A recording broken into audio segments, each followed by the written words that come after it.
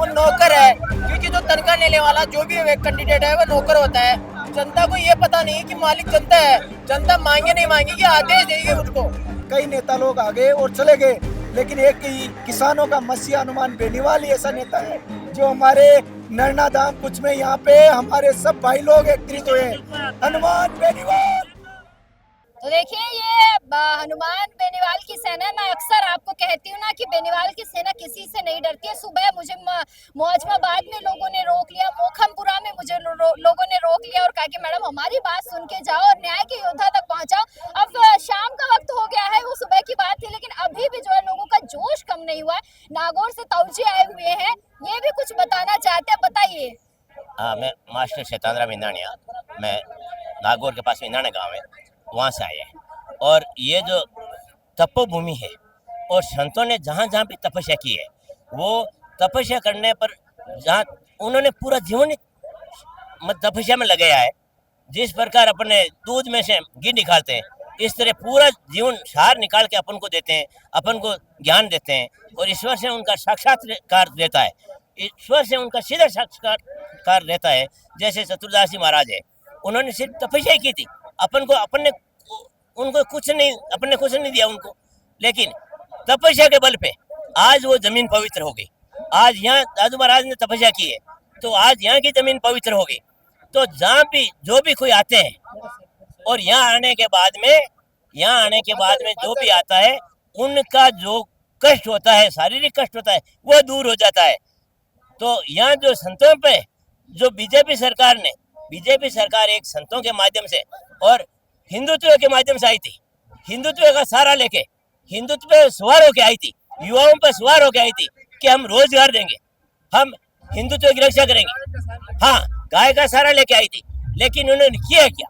देखो, जिस प्रकार उगला होता है वो पानी के अंदर खड़ा होता है और हंस की तरह वो खड़ा होता है, सोचता है हंस है और वो तपस्या कर रहा है, लेकिन जो ये मेंढक नजदीक आते हैं और जब फैन झपक कर लेते, मुंह में ले लेते हैं। मेंढक किसको बता रहे? अब राजस्थान सरकार में कौन है ये मेंढक?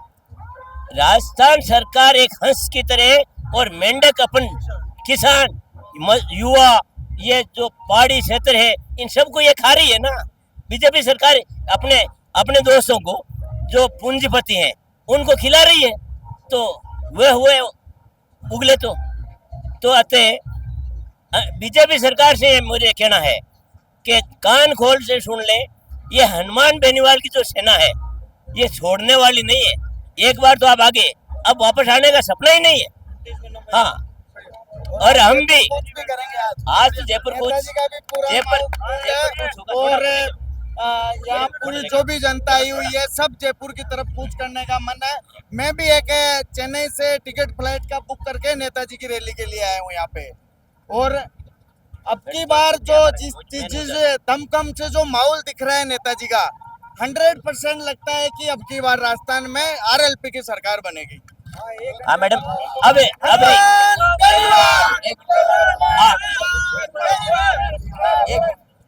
एक हमारा जो अंबुजा कंपनी है, अंबुजा जो सीमेंट कंपनी है जो मुंडवा में स्थापित है, और उन्होंने किसानों से जब जमीन ली तो उस समय कई वादा किया था, पुनर्वास देंगे, रोजगार देंगे, आप हमें जमीन पहले दो तो आपको रेट बढ़ेगी, जमीन की आपको रेट देंगे। तो इस प्रकार के कई वादे लिखित में किए, कई वादे मौखिक किए और कंपनी ने निभाए नहीं। पहले एक भी वादा नहीं निभाया और 29 महीना पहले 10 साल तक तो वैसे चलता है, अगली मीटिंग होगी, इसमें लेंगे ऐसे कर 10 साल चले गए।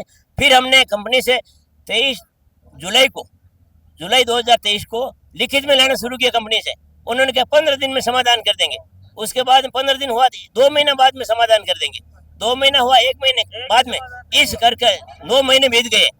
उन्होंने लास्ट में कहा कि 18 जनवरी 2024 को आपका समाधान कर देंगे। और जब 18 जनवरी 2024 आया, उसमें 5 थानों की पुलिस लाके और कंपनी ने आगे खोदना शुरू कर दिया।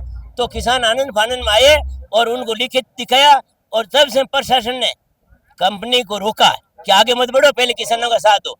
और उसी दिन से हम धरने पर बैठे। 18 जनवरी 2024 है, आज 29वां महीना है और है, कुछ भी नहीं हुआ। हनुमान बेनीवाल एक ऐसा नेता है, उसने कहा कि आप बैठे रहो, आपको न्याय मैं दिलाऊंगा। उन्होंने पर्यावरण की एनओसी उनकी खारिज की है, आगे नहीं बढ़ने दिया, और हम बैठे हैं उन्हीं की आस पर, वो काम करेंगे, हमें पूरा विश्वास है। और उन्होंने कहा बैठे रहो, और 29 महीने चल रहा है मैडम। और हनुमान बेनीवाल ऐसा है, आने वाले समय में बहुत आगे बढ़ेंगे और हम साथ में।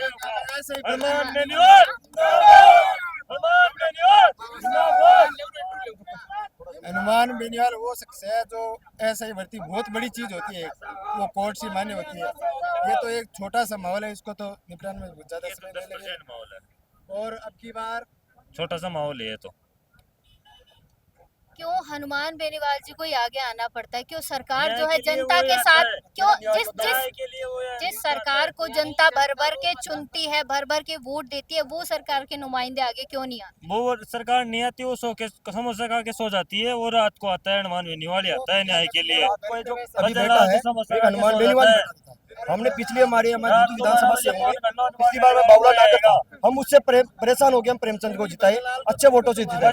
आज प्रेमचंद अंदर एसी के रूम में बैठा है, हमारे यहाँ पे हनुमान बेनीवाल संघर्ष कर रहा है, इसलिए हम फोन भी नहीं उठाते। हमने बाबूलाल नागर से परेशान होकर हमने हनुमान बेनीवाल को जिताया अच्छे वोटों से, प्रेमचंद जी को। और अब हनुमान बेनीवाल जी रात को बैठे भी मालूम नहीं है कि वो बोल रहे कि किसान कुछ काम नहीं करे, उनको मालूम नहीं है। तो किसान एक महीने घर पे बैठ जाए तो पूरी सरकार हिल जाती है, भारत हिल जाता है। और यो बोल रहे हैं कि मतलब कि किसान तो 2 महीना काम करते हैं, यो आपको तो मालूम है 2 महीने काम। कहते हैं कि मैं भी किसान का बेटा वो हूँ। तो ऐसे बोलते हैं कि 22 दिन ही काम होता है, 22 दिन एक बार लैंड भी नहीं पलटती 22 दिन में। आके देखो एक बार खेत में, पता चले फिर। निगरानी नहीं होती है। प्रेमचंद बेरवा क्या है 150 बीघा जमीन ले रखी है यहाँ पे, लाख रुपए बीघा में, और उसको 5 करोड़ रुपए बिकेगा कैसे मिले? और बाबूलाल नागर की 500 बीघे का बंदे बालाजी फार्म है 2 किलोमीटर, वो शुरू से ले रखा, उनकी रेट कैसे बढ़े? इसलिए पहले प्रेमचंद 10 रुपए की मिराज खाता था, ऐसे लगा के चूटियों में बैठने आता था, में चक्कर का। और ससुर का पेट्रोल पंप हड़प के चुनाव लड़ा है, ससुर का पेट्रोल पंप हड़प के, ससुर का पेट्रोल पंप पे कब्जा करके उसको बेच के चुनाव लड़ा है। अब चौके मजे ले रहा है, रसिया जा रहा है, घूम रहा है, और बाबूलाल नागर जा रहा है। और कुछ नहीं है, थोड़ी बातें हैं, थोड़ी नहीं है। हमारे गांव का 450 में 425 वोट दिए थे प्रेमचंद बेरवा को, अब की बार एक टिक्की भी नहीं लगेगी मुंगितला से, और 10 साल में एक बार भी नहीं हुआ। हम 2 विधानसभा से आते हैं, हमारा गांव यहाँ से 25 किलोमीटर दूर है। प्रेमचंद बेरवा की मतलब यानी देखी जाए तो छवि हमने बढ़ाई है और हमने घटाई है। पिछली बार 2014 में यानी जब चुनाव हुए तब वो जीत कर आया, तो उनसे यानी बहुत से वादे किए थे उसने सरकार से, हमने भी वादे किए, हमारे पास भी मौखिक भी वादे किए और लिखित भी किए, उसमें हमें कुछ मिला नहीं।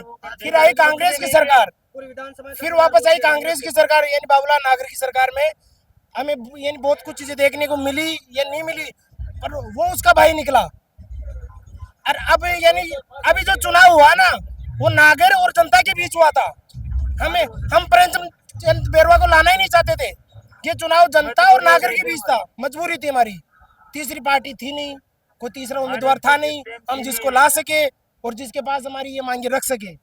एक ये है जो रात दिन यानी सड़कों पे फिरता रहता है। 2028 आ रही है, 2028 में आरएलपी का कैंडिडेट आएगा। देखो मैडम, हमारा तो कहना यही है, हम 2028 से पहले क्या यानी जब से समझदार हुए, हम 2015-14 से ग्रेजुएशन की, उसके बाद हम तो मतलब इसी के सपने देखते आ रहे हैं कि हमारे पास भी कोई ऐसा नेता हो। जैसे नागौर की अगर यानी सांसद में ये दिल्ली बैठता है, तो हमारे पास भी हम सोचते हैं कि नागौर के यानी सांसद जैसा हमारे पास भी एक नेता होना चाहिए जो हमारी हकों की लड़ाई लड़ सके। हमारे पास ऐसा नेता हो। कसबा चूरू जिले से आते हैं हम, और हम यहाँ से 450 किलोमीटर आते हैं।